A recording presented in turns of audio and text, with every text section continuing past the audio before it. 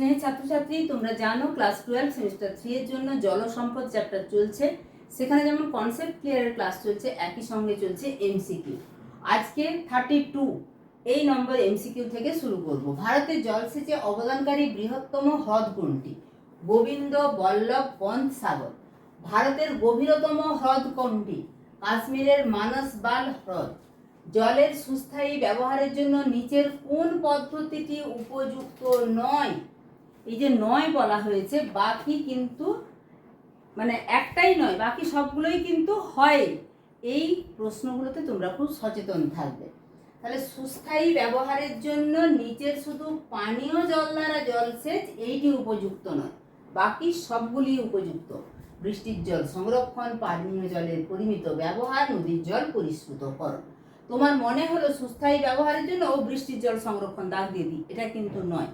এটার জন্যই বারবার বলা যে কোনটি নয় বললে খুব সাবধানে উত্তর দেবে। সুস্থায়ী জলসম্পদ ব্যবহারের প্রকৃষ্ট উদাহরণ কোনটি? বৃষ্টির জল সংরক্ষণ, যেটা বলছিলাম আগের প্রশ্নে, যদি সুস্থায়ী জলসম্পদ ব্যবহারের উদাহরণ আসে তখন বৃষ্টির জল সংরক্ষণ। জল ধরো জল ভরো প্রকল্পটির উদ্যোক্তাকে মাননীয় মুখ্যমন্ত্রী তৎকালীন, এটা 2011-12 সালে হয়েছে, তৎকালীন মুখ্যমন্ত্রী মমতা বন্দ্যোপাধ্যায়। ভারতের সর্বাধিক জলসেচ করা হয় কোন পদ্ধতির মাধ্যমে? কূপ, নলকূপ মাধ্যমে। সেচ সেবিত জমির পরিমাণ সবচেয়ে বেশি কোন রাজ্যে? উত্তরপ্রদেশে। এগুলো কিন্তু আগের এমসিকিউ ক্লাসে আলোচনা হয়েছে। ভারতের নিত্যবহ খাল দ্বারা জলসেচ অধিক প্রচলিত কোন রাজ্যে? উত্তরপ্রদেশে। ভারতের কোন অংশে খাল দ্বারা জলসেচ বেশি হয়? উত্তর ভারতে। জল বিভাজিকা ব্যবস্থাপনার প্রধান উদ্দেশ্য কি? শুষ্ক ঋতুতে জলের সরবরাহ। পশ্চিমবঙ্গের দীর্ঘতম সেচ খাল কোনটি? মেদিনীপুর খাল। ভারতের জলসেচ ব্যবস্থার সম্প্রসারণে অগ্রণী রাজ্য কোনটি? পাঞ্জাব। দক্ষিণ ভারতে কোন সেচ ব্যবস্থা অধিক প্রচলিত? দক্ষিণ ভারতে জলাশয়ের সাহায্যে জলসেচ বেশি হয়। ভারতের বৃহত্তম জলাধার কোনটি? ইন্দিরা সাগর। এরপরে শূন্যস্থান পূরণ। এইভাবে কিন্তু তোমাদের প্রত্যেকটা টাইপের কোশ্চেন আলোচনা হবে, তাই অবশ্যই চ্যানেলে নতুন হলে চ্যানেলটা সাবস্ক্রাইব করে রাখবে।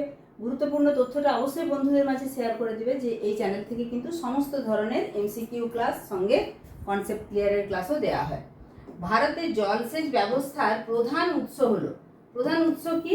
নলকূপ। যে সকল খাল বর্ষায় অতিরিক্ত জল পরিবহন করে তাকে ড্যাশ খাল বলে, তাকে প্লাবন খাল বলে। কুমায়ুন অঞ্চলের হ্রদকে কি বলে? আমরা সবাই জানি, এটা ক্লাস 10 থেকে পড়ে আসছি, বলে তাল। এবারে শূন্যস্থান পূরণে চলে যাব 4-এর দাগে। বন্যা নিয়ন্ত্রণে ড্যাশ খাল অধিক উপযোগী? বন্যা নিয়ন্ত্রণে প্লাবন খাল অধিক উপযোগী। উত্তর ভারতে ড্যাশ খালের সংখ্যা বেশি? নিত্যবহ খালের সংখ্যা বেশি। ভারতের ড্যাশ রাজ্যে জলসেচ পদ্ধতির উন্নতি সবচেয়ে বেশি? পাঞ্জাব রাজ্যে। ভারতের প্রধান জল বিভাজিকা হলো কোনটি? হিমালয়।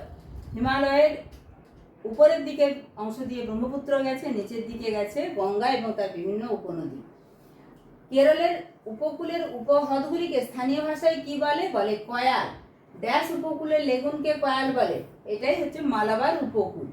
জল ধরো জল ভরো প্রকল্পটি ড্যাশ রাজ্যের জল সংক্রান্ত একটি প্রকল্প, জল সংরক্ষণ সংক্রান্ত একটি প্রকল্প। এটা পশ্চিমবঙ্গে। এরপরে দেখতে পাচ্ছ তোমরা ঠিক ভুল নির্বাচন হবে, স্তম্ভ মিলাও হবে, এখানে ক্রম অনুসারে সাজানো। এটা কেস ও কোড ভিত্তিক প্রশ্ন, চিত্রভিত্তিক প্রশ্ন। তাই অবশ্যই প্রত্যেকটা ক্লাস দেখতে থাকো। আবারও বলবো, চ্যানেলে নতুন হলে চ্যানেলটা সাবস্ক্রাইব করে রাখবে, নোটিফিকেশান অল করে রাখবে। তাও যদি নোটিফিকেশান না আসে অবশ্যই মাঝে মধ্যে চ্যানেল ভিজিট করবে, ঠিক আছে?